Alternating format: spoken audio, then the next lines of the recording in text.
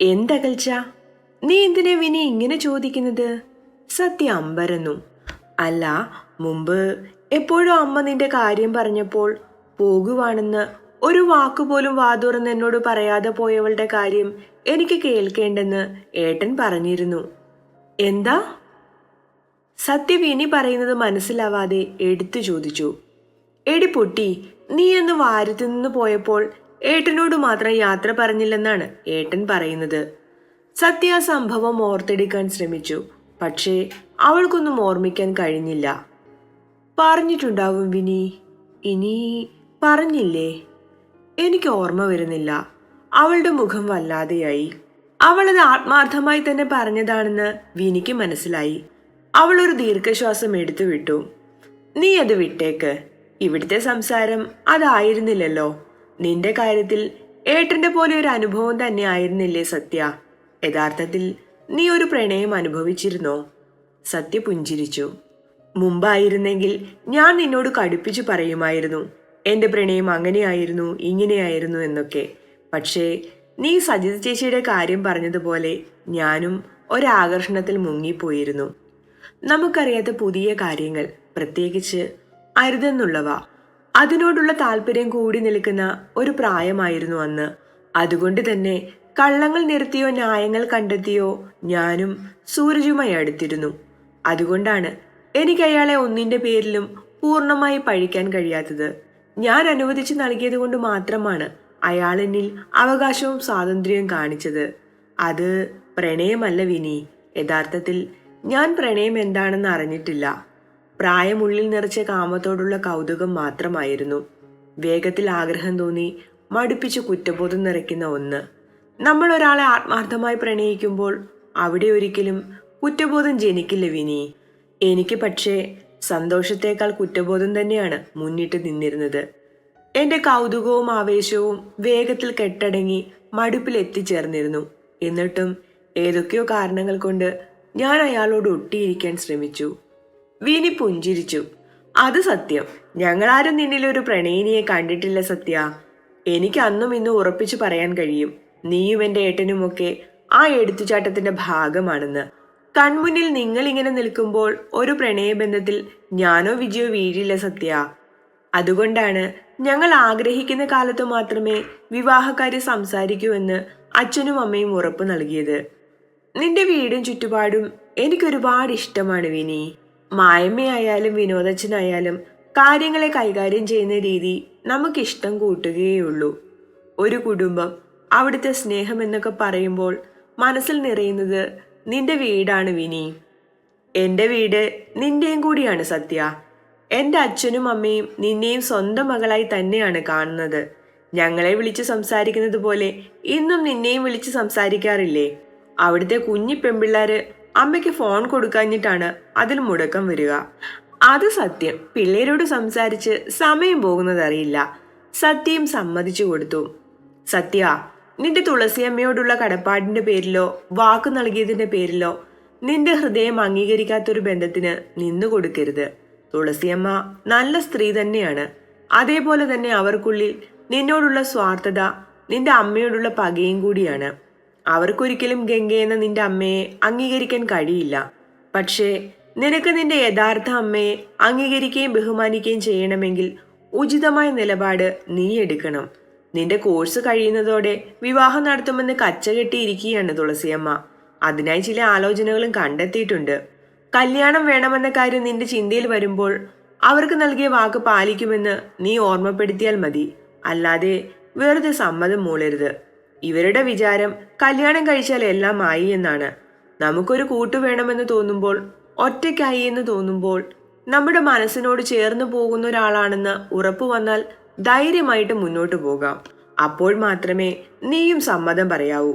എങ്കിലും കണ്ണും പൂട്ടി തുളസിയമ്മയുടെ ഇഷ്ടത്തിന് നിന്നു കൊടുക്കരുതെന്ന് മാത്രമേ എനിക്കിപ്പോഴും പറയാൻ കഴിയൂ. കാരണം മുന്നോട്ട് ജീവിക്കേണ്ടത് നീയാണ്. അവര് വിവാഹം ആലോചിക്കട്ടെ, പക്ഷേ ആ വ്യക്തി നിന്റെ മനസ്സിന് കൂടി ഇണങ്ങുന്നതാവണം. വിവാഹത്തെക്കുറിച്ച് ഞാൻ ചിന്തിച്ചിട്ടില്ല വിനി. പിന്നെ ജയേട്ടനും മേനോൻ അച്ഛനും ഒക്കെ ഉണ്ടല്ലോ. പഴയ പോലെ അമ്മയ്ക്കിപ്പോ വലിയ നിർബന്ധങ്ങളൊന്നുമില്ല. മൗഷ്മി ചേച്ചിയും ഗ്രീഷ്മ ചേച്ചിയും അമ്മയെ കുറെയൊക്കെ മാറ്റിയെടുത്തിട്ടുണ്ട്. അമ്മയ്ക്കിപ്പോ നമ്മളെ വേണ്ട സത്യ എന്നാണ് സൂര്യേച്ചി പരാതി പറയുന്നത്. ഞാൻ പറഞ്ഞെന്നേ ഉള്ളൂ. സത്യ, നിന്നോടൊരു കാര്യം പറയട്ടെ? എന്റെ ഏട്ടനൊരു പ്രണയമുണ്ടായിരുന്നു. അന്നും ഇന്നും മായ്ക്കാൻ കഴിയാതെ നെഞ്ചിലിട്ട് നീട്ടുന്ന പ്രണയം. അച്ഛനും അമ്മയ്ക്കുമൊക്കെ അറിയാം. അവർ സംസാരിക്കുന്നതൊരിക്കൽ അവിചാരിതമായി കേട്ടതാണ്. സത്യ കണ്ണുകൾ വിടർത്തി അവളെ നോക്കി. അതാരാണ്?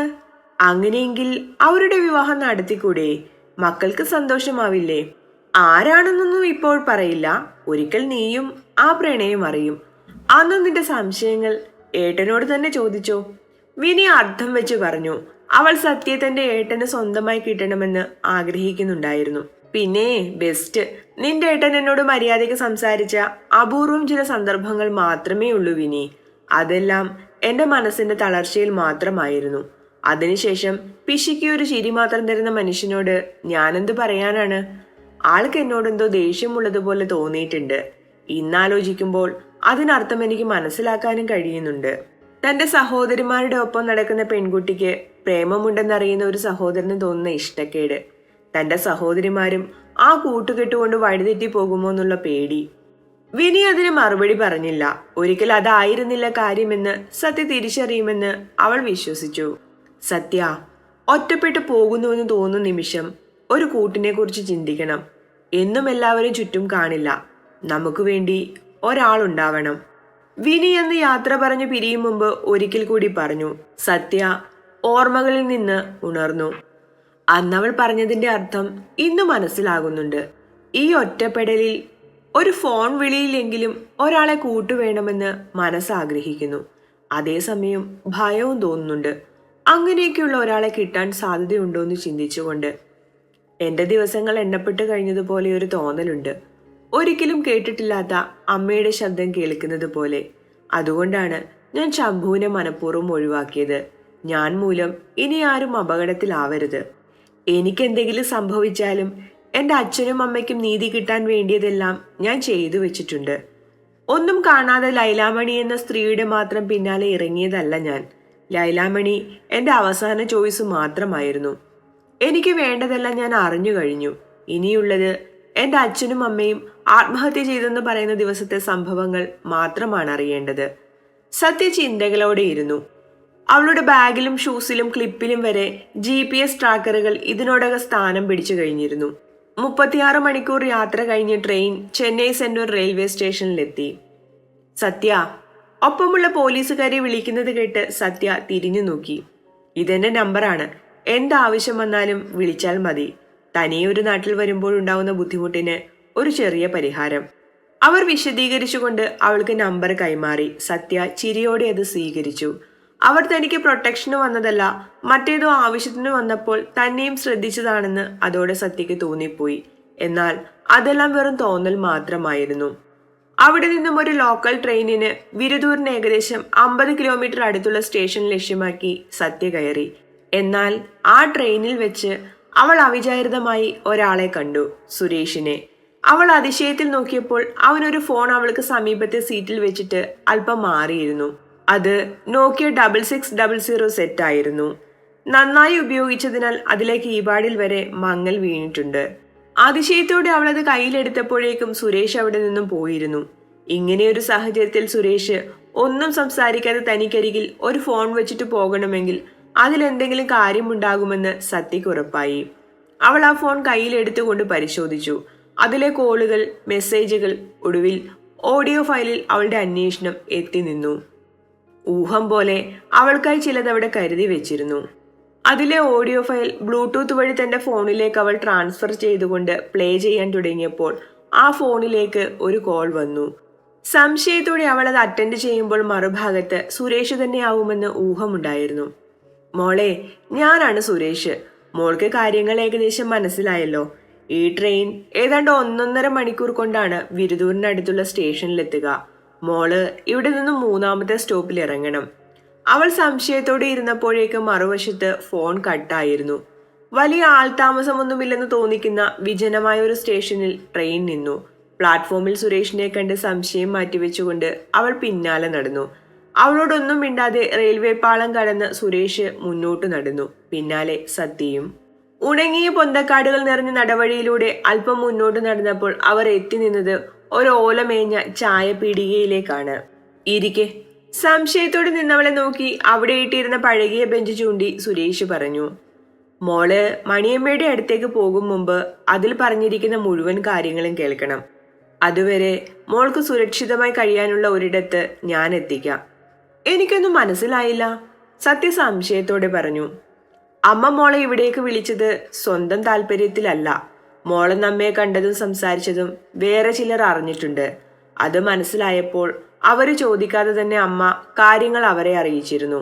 എന്നാൽ അതിനുശേഷം അമ്മയ്ക്ക് പെട്ടെന്ന് മോളോട് കൂറു വന്നു. അതിന്റെ കാരണം എനിക്കറിയില്ല. ചിലപ്പോൾ രോഗാവസ്ഥ എത്ര ഭീകരമാണെന്ന് തിരിച്ചറിഞ്ഞതുകൊണ്ടോ ഞാൻ കുറ്റപ്പെടുത്തും വിധത്തിൽ സംസാരിച്ചതുകൊണ്ടോ ആവും. എനിക്ക് മനസ്സിലായില്ല, സത്യ പിന്നെയും പറഞ്ഞു. അന്ന് മോളെ കണ്ടതിനു ശേഷം ഞാനും അമ്മയും തമ്മിൽ ചില സംസാരങ്ങൾ നടന്നിരുന്നു. അവര് ചെയ്ത പാപങ്ങൾ ഞാൻ ഓർമ്മിപ്പിച്ചു. രക്തബന്ധങ്ങൾക്ക് വേണ്ടി സ്വന്തം ജീവിതം തന്നെ ബലി കഴിച്ചിട്ട് അവർക്കിപ്പോൾ ആരുമില്ലാത്ത അവസ്ഥയല്ലേ. ചെയ്ത പാപങ്ങളുടെ ഫലം അവരോട് ചേർന്ന് നിൽക്കുന്നവർ വരെ അനുഭവിക്കേണ്ടി വരുമെന്ന് പറഞ്ഞു. അന്നും അമ്മയ്ക്ക് യാതൊരു മാറ്റവും ഉണ്ടായിരുന്നില്ല.